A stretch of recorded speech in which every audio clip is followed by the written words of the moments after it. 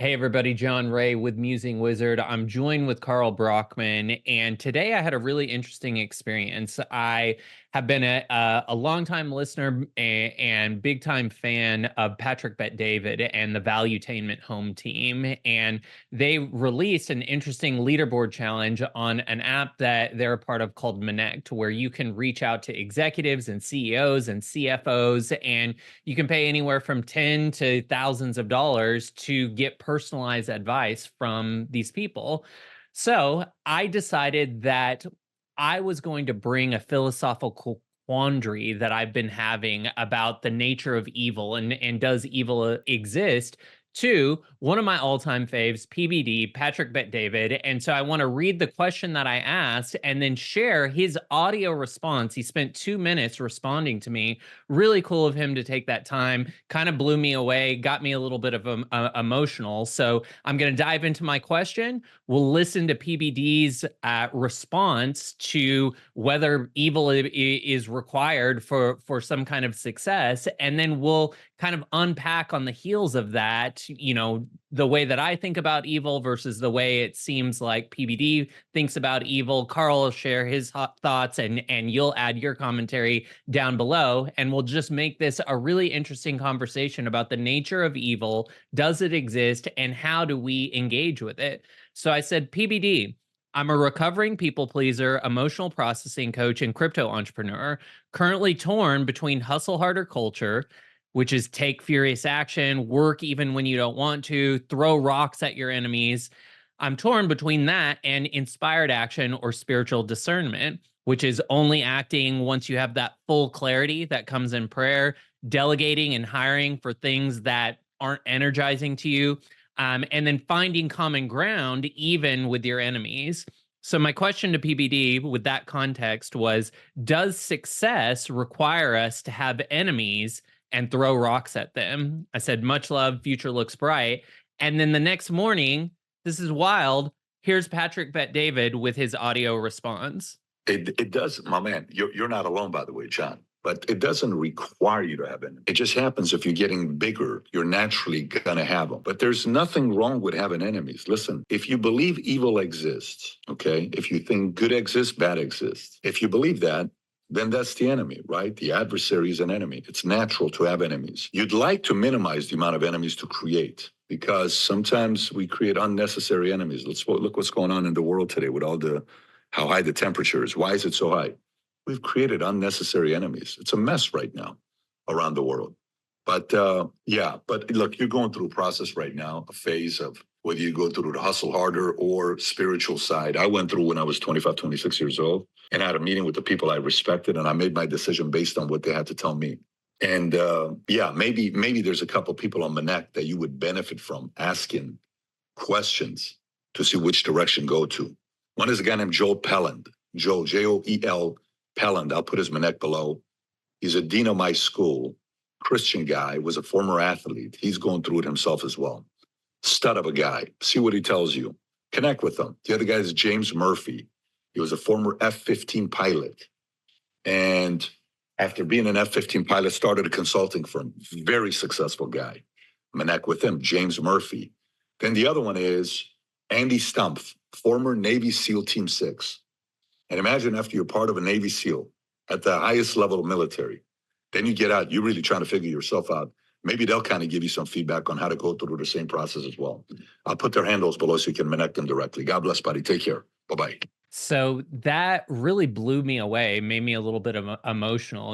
There's a few people on the internet that I would consider my internet dad. Jordan Peterson is one of those. Patrick Bet-David, definitely one of those guys that just has so much wisdom, and it's not intellectual like theory wisdom. It's like lived, earned wisdom, and 100% respect this man. And so one of the key things that I took away from his answer that came right at the front end of that was if you believe in evil, then you're going to have enemies. Evil is the enemy.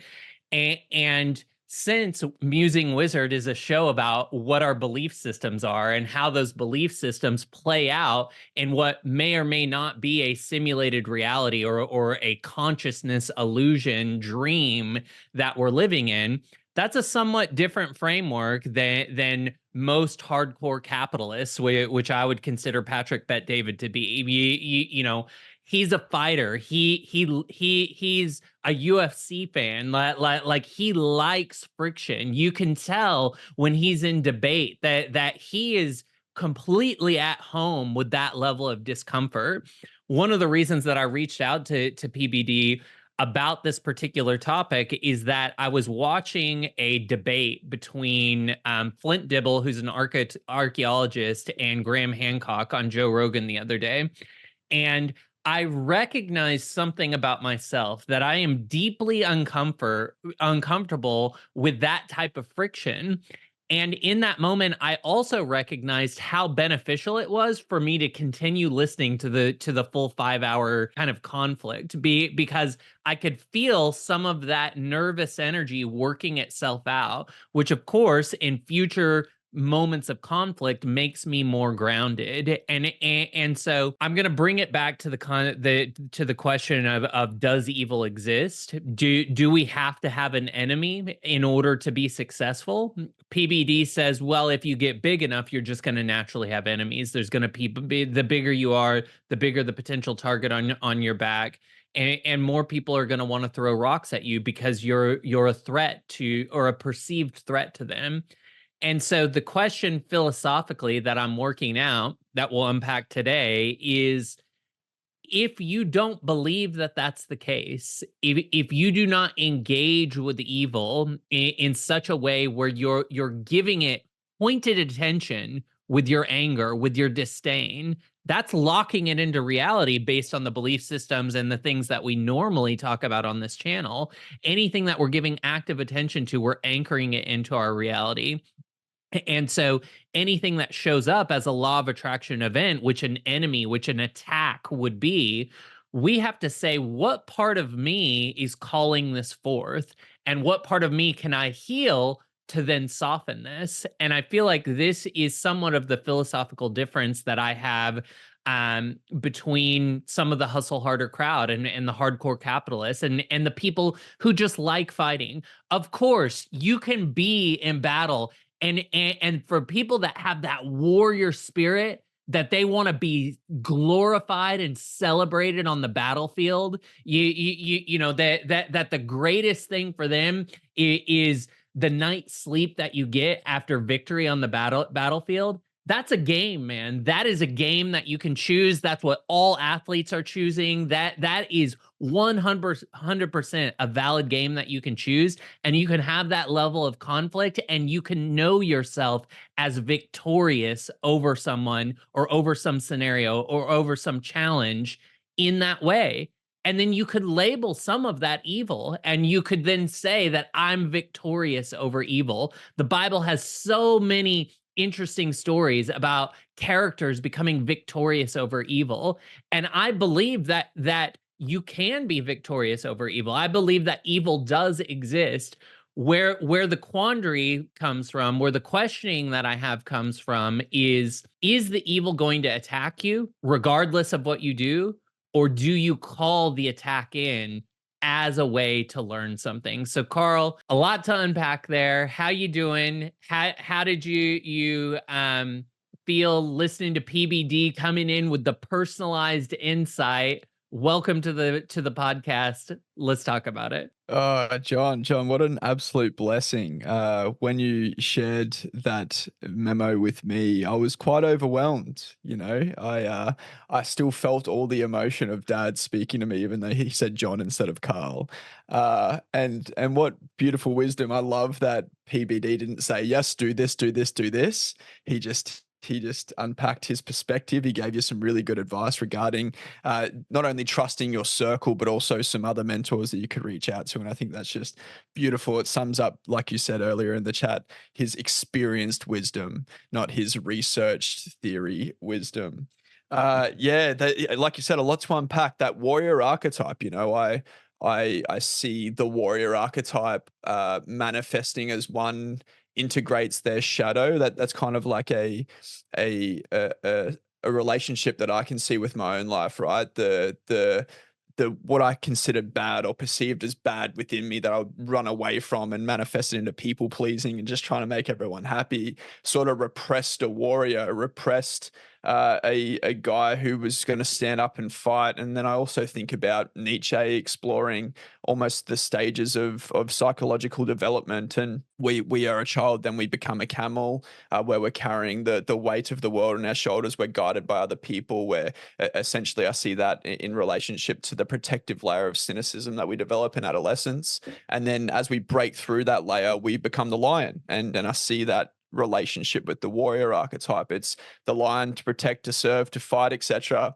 But then Nietzsche, at the end of this little journey, suggests that we become a child again. And I see that as akin to wizardry. I see that we must be a warrior before we then learn how to just be a joyful, fun, wise little child again that just gets to cast spells and see the world sort of beautifully orient around them. Now that could be idealistic. You're really conning me into believe this as we spent some time together, John. And one of my favorite experiments, I think I mentioned on the last chat, was that things that pop up into my life that need to be done, instead of me being like, okay, I'll do that. It's, oh, I wonder how that's going to happen. That's been a really fun experiment. Something recently that I'll share off screen is cool. But so a lot of me unpacking there, a lot of verbal sort of vomit, because I am feeling quite emotional just hearing PBD speak to you, man. I have so much respect for that gent. I love Valuetainment. For him to speak to the likes of very successful business owners, and then Andrew Schultz, the comedian, then Sugar Sean O'Malley, the UFC fighter who's my age. And then go over to Romania and speak to Tate after he's out of prison. PBD is the GOAT. And for him to share some wisdom with you is quite beautiful. But back on topic. Okay, right. We're talking about evil. We're doing a podcast. I'm not talking to just John directly. I apologize. Does it exist? Does it exist? Well, like you said, it probably exists, but will evil inevitably attack you? Or will it attack you based on something that you've called in, something that you've attracted? Quite an interesting quandary. I feel like I agree with PBD when he says that, well, a prerequisite of success is an enemy. And that makes a lot of sense to me. You hear a lot of people in, whether it's just in the hustle harder culture or just in general success sort of frames, that as soon as you have a hater, then you're winning. You know, Hormozy talks about it. He's like, oh, people started treating me differently when I started winning. And yeah, I guess there's an extent, you know, if you are the camel who's just gludging around and trapped by your existence and being led by other people, of course, you're going to see the lion and be like, that lion. But yeah, tell me, John, evil, you mentioned it exists, and has evil attacked you, you know, as you've started to become the wizard and you've started just casting spells into your reality and moving away from the hustle hard and move towards inspired action? Has evil attacked you? Do you feel like it's being called in? Yeah, well, I think I never, it's a semantics issue with me. I never categorized it as that, because I've always looked at the mirror of reality, everything that I'm perceiving as a part of me. And so by calling something evil, I'm basically saying that I'm evil. And then I recognize that the way that I frame things, the attention that I give things, makes them bigger. And I never wanted to feed wolves that I wasn't interested in running with. And so anytime someone has attacked me, and it's happened many, many times as I've grown and managed a global community, there is an attack, but the way that I've always countered that attack is by first feeling my feelings and allowing what was within me that called that thing towards me. So when people troll me or talk crap about me online, you know, when I used to be a crisis publicist for crypto projects, like this was what people hired me for, is to take the slings and arrows of that. That's why they wanted somebody in between the founders and the public, and that's what a good crisis publicist does. And for me, I didn't take it personally, because I recognized that part of learning to walk through lions' dens is letting lions roar and not being triggered by it. And when you're triggered by it, there's an opportunity to sit with that big energy that comes up in your nervous system and let it play itself out. And the interesting thing that I found is that I had people, 2 years ago when I had first stepped into a particular project as a crisis publicist, who wrote scathing articles about me, and people who called the police department on me, and people who called the FBI on me. Now, I wasn't doing anything criminal, but these people were projecting their big feelings and doing what people do when they're not feeling their feelings. I could have made those people my enemy. I could have pointed out how silly they are. I could have pointed out how stupid they are. I could have shown that they were all ad hominem attacks and that they refused to meet me at the level of logic. All of those things were true, and I could have been justified in wagering those attacks against them, and I would have won in the public eye. But I didn't do that. Instead, I put my head down.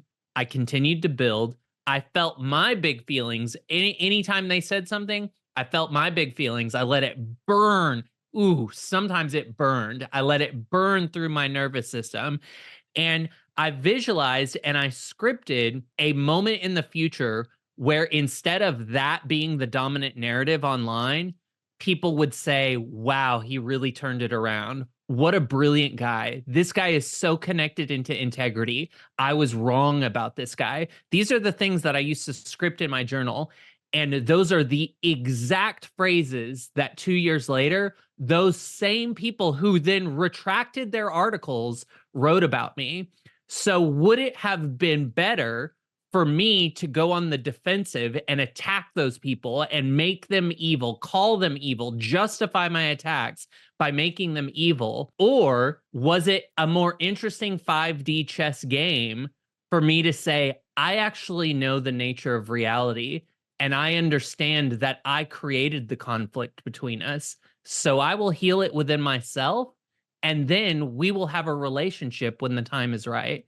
And that's exactly what happened. And I'm actually going to New York to hang out in the house of one of those people who used to be one of my larger haters, who wrote scathing articles about me, who now I will break bread with, and who is, I would consider a friend. And so my thing with enemies is always around, how do I engage with reality in such a way that I can actually shift hearts and minds? So by taking what I considered to be a higher path and not labeling something as evil, I had a different experience with that challenge, and I transmuted that challenge in such a way where ultimately it served me without having to expend all the energy of battle.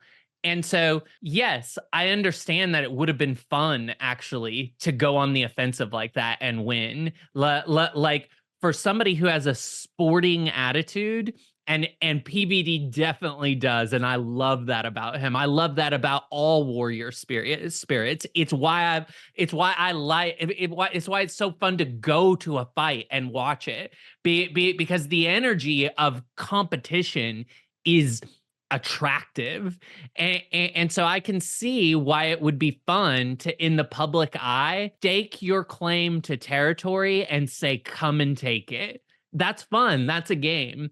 But again, it is resource and energy intensive. And I went a different path. I found success in a different way. And ultimately, my haters turned in to my biggest advocates. And I think that could happen a lot more if we were to pause before labeling somebody our enemy. What a very interesting story. And I know a bit more nuance about that. And John is not bullshitting. Very interesting how one that was so against you could be such a big advocate of yours in your community. And I didn't know you were going to go see him this weekend. That's really cool. I'm excited to hear how that goes. A couple of things that jumped out at me. There's a great book by Don Ruiz Miguel called The Four Agreements. I really love this book. He shares some wisdom from the Toltec culture, and I believe it's agreement 1 or 2, but essentially it's don't take anything personally. And that has just lived in my head for the last 4 to 5 years and has just served me so, so well, you know? Like a previous Karl would be very wrapped up in a potential deal not getting back to me, or perhaps what a boss might be thinking about me because I stepped out of line and maybe said something stupid.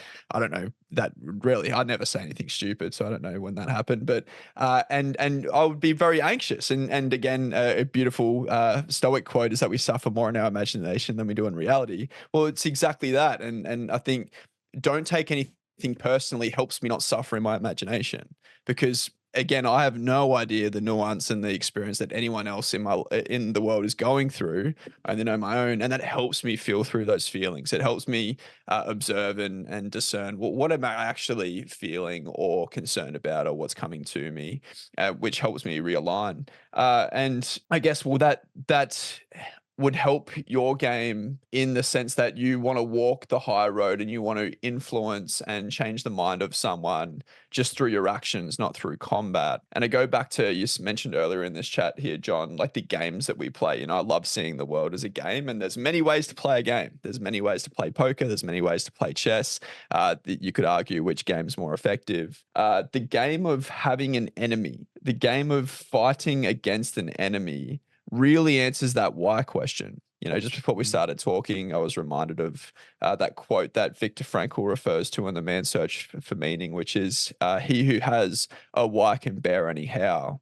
You know, an evil adversary or evil itself or an enemy really answers that why question, That's which would right. make one bear a lot of Until how. it doesn't.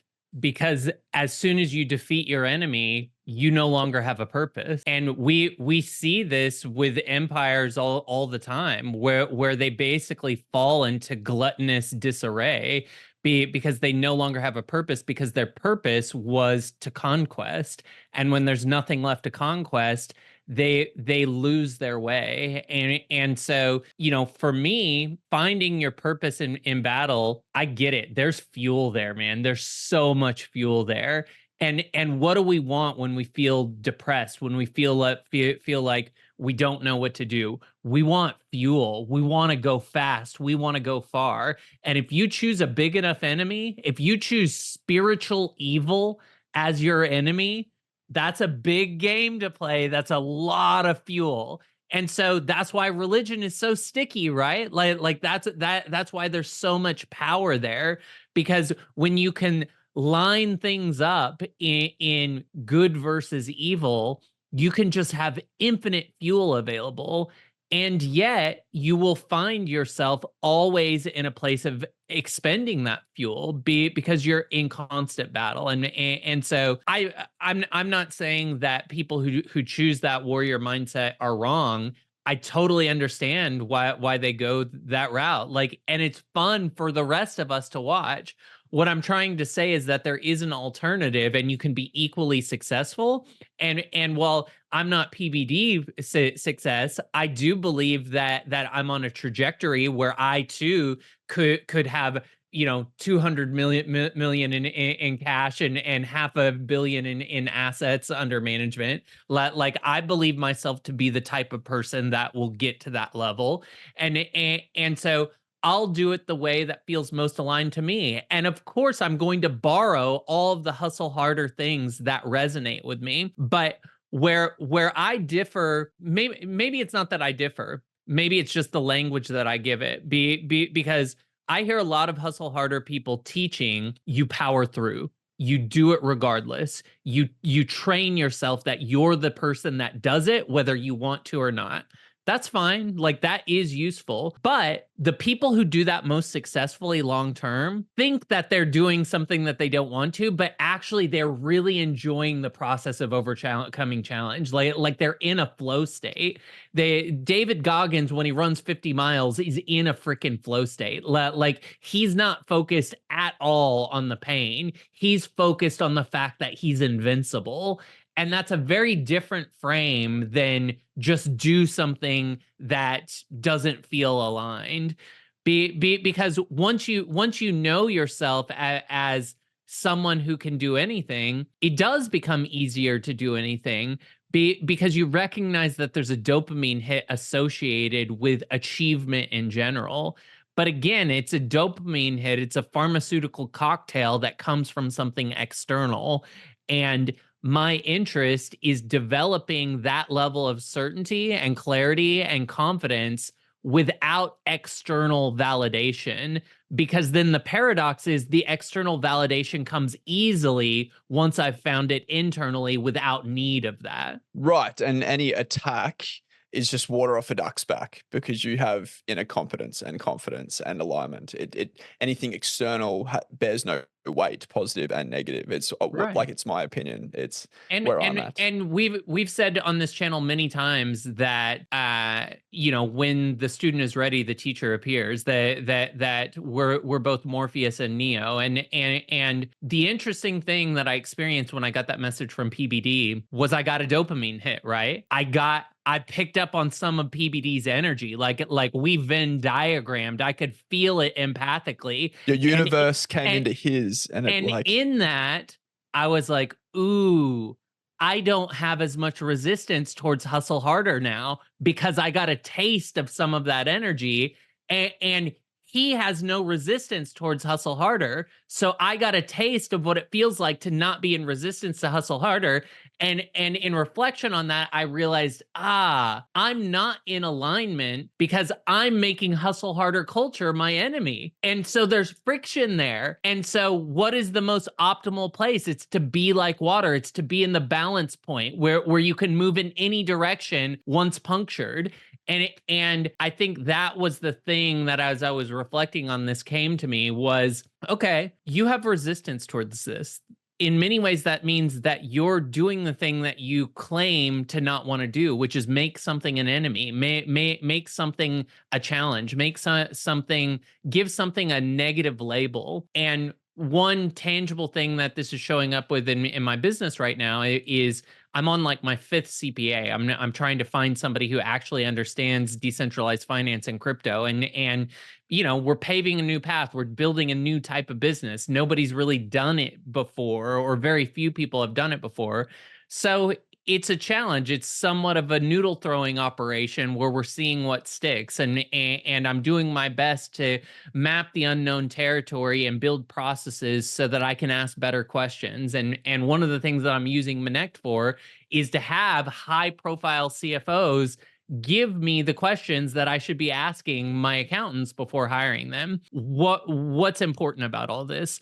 Well, I had an issue with my taxes not being accepted by the U.S. government when I filed them, or when my CPA filed them. We submitted them twice. They weren't getting submitted, and it became a very frustrating process because we couldn't get any feedback on why it was getting rejected. And so I had to take a step back and realize, oh, you know what? Because I bought somewhat into the concept that the best marketing is throwing rocks at your enemies, and because I work in crypto, and because the enemy of crypto is unnecessary regulation, I made the SEC and the government my enemy, and I vocalized that, and I spent energy and attention towards making them the enemy. And so what happened? I created a scenario where there was friction there. It was moderate, but it was still annoying.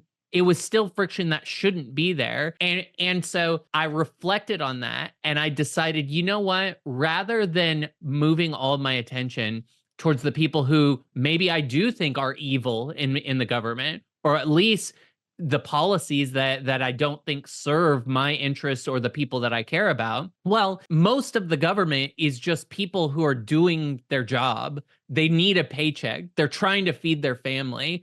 And those people are actually good people and can pick up on energy that is congruent and are going to be willing to help me. So let me align myself with those good people in the government. Like I've always thought that, why do we need to it's funny, earlier in my 20s I used to say all the time, why should we crumple and tumble the government when we can all just go in there and fix it from the inside? Like, let the old people die and the young people will fix it from the inside out. At some point I've kind of lost way with that because I skewed too contrarian. I didn't want to be a part of the machine anymore. But that is true. And how do we empower people to fix it from the inside when we ourselves don't necessarily want to go in there? Well, one, we can wait and see if the call brings us forward. Definitely, if I got the call, if it felt like the place where I could have the most impact, then yeah, I would move in that direction. Right now, that doesn't feel like where I'm called. But what I can do is I can hold space for people to have change of hearts and mind. I can stop labeling the entire government as evil or bad or unnecessary, and instead see that I can always interact with the most optimal, the most efficient, the most kind-hearted people in the government, and that I can have personally a good experience, and that then I can share what my good experience was, and that can create a ripple effect that creates the consensus in the simulation where more and more people are starting to have a good effect with government. This is one of the things that when PBD, is railing against liberals and railing against the left, I get it, man. What a great enemy. Like what a fun enemy to be victorious over. And of course he's going to be victorious over that. And so I get it. It's fun. You put a bet on your horse. You know your horse is going to win. You can give it an edge by giving your own voice to the conversation. That's fun. However, does it take longer to defeat that enemy? Does that enemy dig their heels in the sand even more when you make them wrong, when you make them bad? One of the things that I think we're missing, especially in America, because we're so polarized, is a middle ground, is an Overton window that we can all agree on. And, it's funny, like candidates like Robert Kennedy Jr. actually speak more to what unification would look like rather than Joe Biden and Trump, who are absolutely polarized. They're only looking for 51%, and they have no interest in unification because that doesn't poll well. And I just wonder if there's a superpower that people who are locked into polarity, and many people who share like Christian values are locked into a kind of polarity. It's good versus evil. Okay. Is there an opportunity for us to love our enemies? Isn't that what the Bible says? And why does it say that? Is that just a nice thing that you put on a placard over the stove? Or is that an actual reality hack that softens energies and allows you to portal into a completely new reality where you now reinvent everyone and all the histories in that reality as something that's more akin to the thing and the energy and the spirit that you wanted? And I get the sense that that actually is how it works, and that you can take physical action and you can have a victory that way, or you can take more of a monastic route, a prayer-based route. And what is good prayer? It is seeing the world the way that you want it to be, finding the feeling place of it already being done, and then allowing God or reality or the principles of reality to then render themselves in alignment with that. So who's more powerful? The person who has to slay hundreds of thousands of people, that be in constant friction in battle for years, maybe decades at a time to get the victory, or the person who can so vividly love their enemy and hold a emotional space or container for their enemy where they start to build a Venn diagram where that middle radical triangle gets bigger and bigger and bigger until there's this overlap that creates a kind of consensus where, thank God they invented such and such, thank God that candidate came along, that let like seemingly physical things come in, but in a way that nobody could have ever expected, because that is the mechanism that reality used to render the new, better world. And I believe that that is the esoterics of what Christ is teaching in the Bible. Christ is saying, turn the other cheek. Christ is saying, love your enemy. Christ isn't saying, go to battle. I mean, actually, there might be something where he is saying that, but but we cherry pick the things that serve what we want our philosophy to be. So that's all I have to say on that. Feel free to push back in any way you want. I've got a feeling that that's not all you have to say on that. And I'm starting to, I don't know if you know Tim Dillon, John, Oh, but of course. Oh man, I'm sure you're going to cross paths with him and have a steak dinner with him one day, or when I come and visit you, that'll happen to me because I'm going to render it into my reality. But he's my favorite. He's my favorite comedian, but not because of his stand-up comedy, just because of who he is. I like his hour podcast every week. I love way more than any stand-up that he's done. I've seen him live once, but yeah, and I'm now feeling like Ben. He used to do his podcast with this Ben producer. Oh yeah. and And Ben would just giggle in the background. Yeah, exactly. You just sit back, you have a microphone and be like, oh, this is in the news. And then Tim would talk for 25 minutes. I don't mind playing that role if that's what this moves into. But I feel I'm going to make a bet. Okay. 5 to 6 years, a Fed's going to tap you on the shoulder, John. And they're going to open up a briefcase and be like, John, we need some help ironing out this crypto stuff. To benefit not only the government, but also the people in that space. It's quite big now. We don't know where to start. It's like an absolute mess.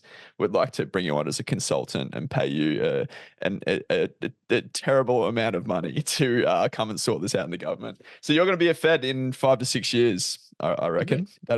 It's funny because that vision has come to me many times where I do recognize that like the people who become successful trailblazers ultimately become the consultants who help proliferate the good word of whatever they're working on, whatever path they carved into everyday society. And so, I would be happy to serve that role if that's the way that I need to be called. But that is the anomalous way that reality works, is that you walk through lions' dens and you can be angry at the lions. You can make the lions your enemy, or you can get to the other side unscathed because you have a belief in a higher ideal. And then people come and ask you how you walked through the lion's den. Yeah. At the end of Can't Catch Me? Catch Me If You Can. But Catch Me If You Can with Leo DiCaprio. He ends up being a consultant for the government to stop check fraud. This happens all the time in the tech cybersecurity hackers. and I actually have probably some big opinions on whether that's a good thing or not, but I think sometimes it can be a good thing. Yeah, I'm an optimist. I like to just believe it's a good thing, and it's always a good thing. If you want a really juicy rabbit hole though on why maybe it's not a good thing, watch the documentary on Netflix called The Octopus Murders. It's a great look at kind of how the Justice Department was weaponized in the 90s and used to create kind of this technological cabal that the CIA was using as cover. And it's such a great documentary in the way that they end it with the viewer, because they really leave it ambiguous and up to you to decide what really happened. Oh, I love which is both vexing and genius. Yeah. All right, I'm canceling my whole day. I'm gonna go watch Octopus Murders after this.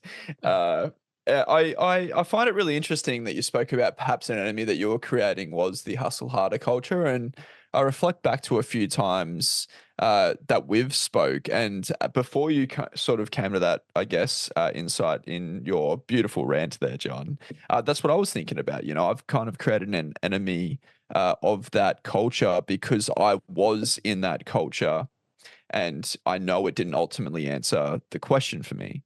And so just unconsciously or subconsciously, I've created this enemy that manifests as we speak about. Like I don't attack it, I don't put it down, I don't belittle it, but I do show a negative frame when I speak about that. And you've been so eloquent and great in acknowledging I guess an unbiased neutral stance when I do sort of lean in that direction. And it makes me think about how, one of the biggest lessons you've helped me come to realize, John, is that it's one thing to understand something intellectually, it's another thing to embody it. And perhaps that is like part of this opportunity for you, and what you're observing is, I understand it intellectually and I've embodied it somewhat, but still takes a long time to really embody wisdom, and very interesting to hear you reflect on that. Right. Well, and it's why I really do believe that everybody has their own path, and for some people it is that warrior path, and that's where the energy comes from. And then maybe at some point you move into a different direction. Like paths change, right? Like we always get to chapter markers where there's a fork in the road, and we have to decide, okay, what resonates now? And that is why the biggest trait that we can develop is spiritual discernment. It's learning to trust ourselves. It's learning to trust our decision-making process, because something is going to be right for you until it's not right for you. And you have to know, is this truly signal that's showing me that this is no longer my path, or am I afraid? And if you haven't developed spiritual discernment, and the way that you do it is growing your nervous system, feeling your feelings, becoming empathic, becoming psychic, knowing yourself as an embodied soul, like knowing yourself so well in your body that none of the distortion that comes up intellectually can even cut through. Like you're so grounded in yourself that you cut through all distortion. And that's why feeling your feelings, that's why being contemplative in prayer, setting that container for yourself, sitting in silence, these are the ways that you develop what we've called intuition, or a gut feeling. Look at PBD. That is a man who trusts his freaking gut. Like he just knows what's right for him in the moment, and then he immediately engages with it. That's somebody who has gone through challenge, who has learned how to process emotional energy. He may give it different language, but when you're raised in a war zone, bombs going off for a decade, then you're dirt poor and you have to work your way up from the bottom. You better believe that Hard Knocks University tore your nervous system out and then rebuilt it. And that's why Hard Knocks, hard-earned knowledge is seemingly the best way for us to acquire wisdom. It's because it forces you to have such big feelings about your life that you can't do anything else but process that energy, even if you're doing it unconsciously. And so the byproduct of finding a way to process that trauma, whatever it is, through workout, through going to the military, through finding mentors, there's a million ways that you can figure out how to process your way out of things. And the more that you do it, the more that you're going to know what's going to work for you. But big feelings like discomfort, this is what I was contemplating as I was watching the debate with Graham Hancock and Flint Dibble. I was like, oh, this is such a good emotional learning opportunity for me, because I don't like debate. Actually, it's funny. Like anytime I see PBD in a serious debate, it makes me uncomfortable, and I force myself to sit there and feel my big feelings about it, because I want to be the type of person who can be in alignment with a conversation like that. That's how you become a powerful leader, is you learn how to be able to assert yourself in the face of adversarial energy. And so PBD defines that as an enemy. That's not what I would call an enemy. I would call that a competitor, in the same way that when I play baseball with somebody or racquetball with someone, I'm not making them the enemy, but I do know that they're my adversary, but it's all in fun and games. Like I love them for showing up and playing the game with me, because we couldn't have the game without each other. And so there's a mutual respect that I have for my opponents, rather than labeling them as an enemy.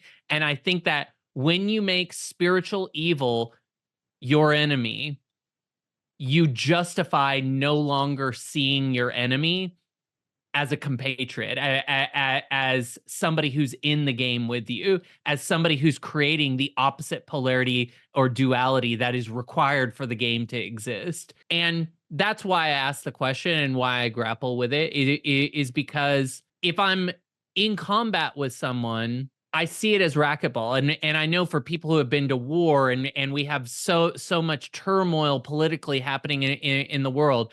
Oh, but it's different when it's weapons, and when it's blood, and when it's your children. Absolutely. I get that there are grave consequences for making wrong decisions. And also I believe that you can successfully navigate through those situations by having a heart for God, and doing what God puts on your heart. And if your contract with God, the co-creation with God, is let's win an epic battle or die trying. Let's express ourselves in the most vivid way. Well, then you're going to be called in that direction, because God is going to help you achieve what you desire. That's the co-creation that we have with God. But God may have a different, larger desire for you that's, oh, child, if you only knew that the battle doesn't even exist, that you can dissolve it within yourself. I don't know. That's kind of the old soul, I think, approach to examining reality. And I'm very conscious of the fact that I don't like conflict. And so I actually more and more try to choose it in order to feel through those feelings to the point where it doesn't feel icky. It doesn't feel like a trigger point for me anymore. And that's the way that I am processing through that. And maybe getting to the point where I never actually have to engage. I can get close enough to have the experience of it, feel it flare in my nervous system, process some of that energy out a little at a time, and then perhaps actualize it as wisdom without having to go bullets flying past me. I don't know. We'll see how my life progresses and where it goes. I know that if somebody comes up and directly challenges my family, directly challenges my livelihood, it's a different thought process, right? But the part that I would include in my thought process before I go, I have to defend my family, is why did I let it get to my doorstep? What in me created the scenario where it's now on my doorstep? And I believe that some of that law of attraction event is when I've given too much attention and credit to my enemy. Yeah. Like in our last chat, we spoke about aligning energy, right? And aligning energy internally, but also aligning energy externally.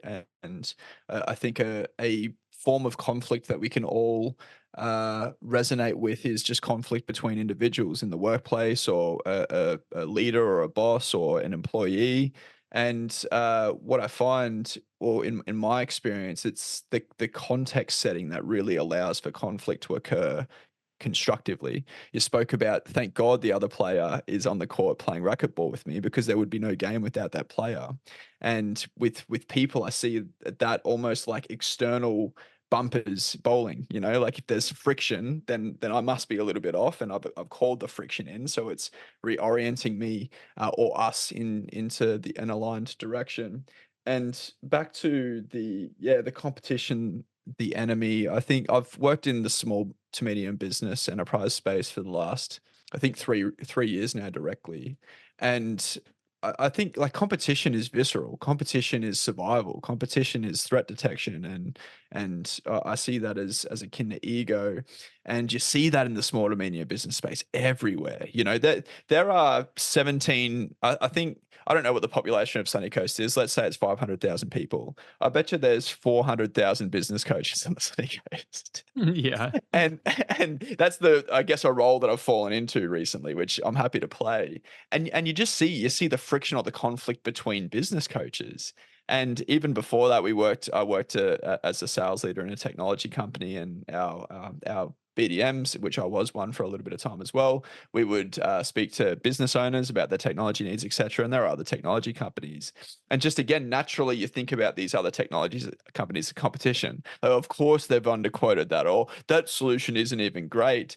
But what I've found time and time again, and why I believe I've been successful for this time around 15 months, 16 months in my business, is because I always look for collaboration. Every single business coach that I come across, I go and buy them a coffee and I speak to them, and they make me better and I make them better. And now we have this beautiful friendship. And there's so much nuance in application. One business coach isn't going to be right for you, John, but another business coach is going to be perfect for you, John. And I've just always found that collaboration has just won for me time and time and time again. And I think that is my intuition. I think that is my soul. I think that is something deeper inside me that calls me to love my enemy. And you mentioned love our enemies. I guess one way you can contextualize that, if you're perhaps PBD, is that, well, yeah, I love them because they make me better and stronger and more vicious and more powerful, right? Like I need them to be that way. So yeah. Totally. Yeah, I think that's what PBD is saying in his book Choose Your Enemies Wisely. Like you want enemies that you can respect and Competitors. that make you better and that sharpen the blade. Like you want iron on iron, and so I totally get that, and that is what I want. And I believe that when you have the right relationship with God and with life, that life naturally sharpens you in that way. But you have to be willing to accept the lessons that it's giving you, and you don't necessarily accept those intellectually first. You accept them emotionally, and the lesson is the discomfort that you feel in your body. That's how you know you just received the download of the lesson. That's the helicopter plans in the Matrix kind of coming to you. Okay, now I can fly a helicopter. The discomfort shows you that you just got an energy download, an information download, but it's still encrypted. So in order to get the information, in order to get the value of that encrypted packet, you have to sit and feel through those big feelings until they integrate. And in that integration process, it will come online as an idea. And then you'll be like, God damn it, that's it. That's how I win. And that's a fun experience. And you, my experience has been that if I don't label the person that I'm angry with as an enemy, as somebody that is going to harm me in some way, but rather see that there's commonalities between us. You know, maybe the greatest commonality being that we're all one, we're all the same thing. And in that there's magic, and I think that is the magic that we see Christ working with. It is the magic of the Father flowing through. It is the magic of the spiritual avatars of all histories, and we get to decide: do we want to be the warrior, the wizard? Do we want to be in epic battle or live a monastic life, or do we want a little bit of all of that and to integrate it all in? And my sense is that we integrate all of those archetypes, and that's what living holistically looks like. And we go through phases where we're weighted more in one than another, because that's where the most lessons are.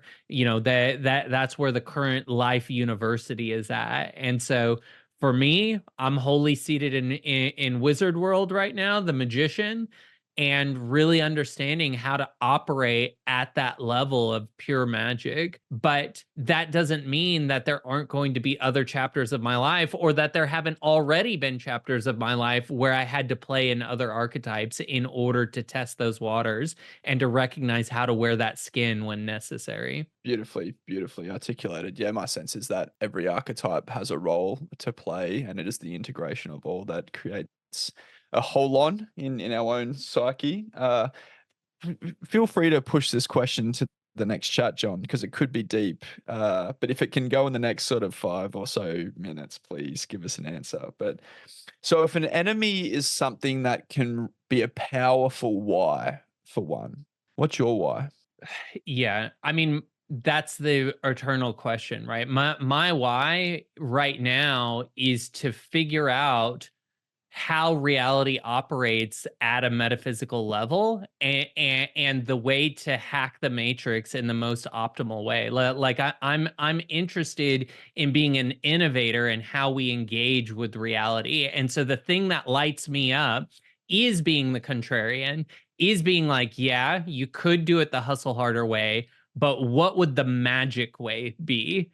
And then weighing which way is more effective. And the interesting thing is that magic sometimes unlocks something that looks like hustle harder, but it's different. Because hustle harder, when you're efforting it through, when you don't want to do it, when your intentions aren't aligned with it, is a slog.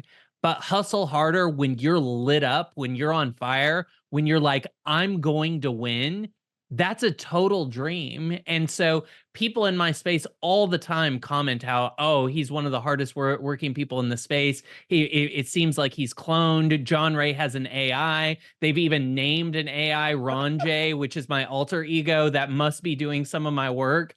but it be because it looks like I'm working all the time, but it never feels like work to me because I only do what I have the energy to do. I always go into prayer and contemplation and line up the energy first, and then I'm wildly effective on the other side of that.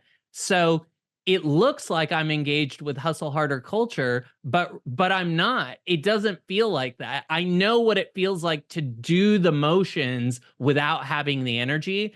And all I'm saying is that I think the thing that I am purposely here to figure out and gift to the world is, how can we line up those metaphysical pieces so that you're taking more action than you've ever taken before, and it just feels like a game. Oh, what a beautiful vision. And it sounds like that your enemy is reality. Right. The greatest illusion. Oh, John, what an absolute chat. Thanks for sharing that audio with PBD. And I know he's going to listen to every minute of this chat, and I appreciate you hanging on for the ride, PBD. God bless you, and I love your influence in my life. And what an amazing chat about evil and the games that we can play ultimately. But John, really appreciate the time. Thank you. Yeah. Later, Karl.